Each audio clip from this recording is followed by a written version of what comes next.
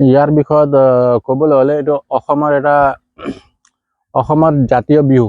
বিহুত এইটো একদম একেবাৰে দৰকাৰী। আৰু আমি যিহেতু কৃষিত মানে জড়িত আছোঁ, যিহেতু আমি গৰু পালন বা অন্য খেতিয়ক, সেই হিচাপত গৰু পালন কৰা লোকসকলে বিশেষকৈ এই বস্তুটো আমি অসমীয়া হৈ আজি এই বস্তুটোৰ মানে গৰুক গা ধুৱাই দি কৰিলে হয়।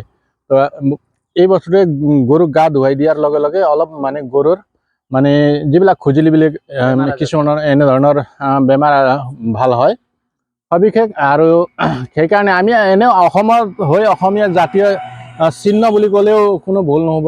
এটা বিহুত দৰকাৰী বস্তু হয়। আমি এই মাখিয়তীৰ খেতি লগাওঁ। বিশেষকৈ কোনোবা অন্য লোকসকলেও যদি দেখে বা চিনি পায় বা ইয়াৰ প্ৰয়োজন হয় বুলি ক'লে আহি লৈ গ'লে হয়। বজাৰতো বিক্ৰী হয় এই বস্তুটো, মুঠি হিচাপত বিক্ৰী কৰা হয়। আজিকালি হেৰাই গৈছে বহুত কম। আজি হয়, এই অসমত আজি এই বস্তুটো পাবলৈ বহুত নাইকিয়া, দুৰ্লভ হৈ গৈছে। কাৰণ সকলো মানুহৰ জাগা কম হৈ গ'ল নে কি নে সমস্যা কি। আৰু ইয়াৰ কাৰণে যিটো অক্সিজেন প্ৰভাইড কৰে ইও মাখিয়তী মানে হেৰি গছে।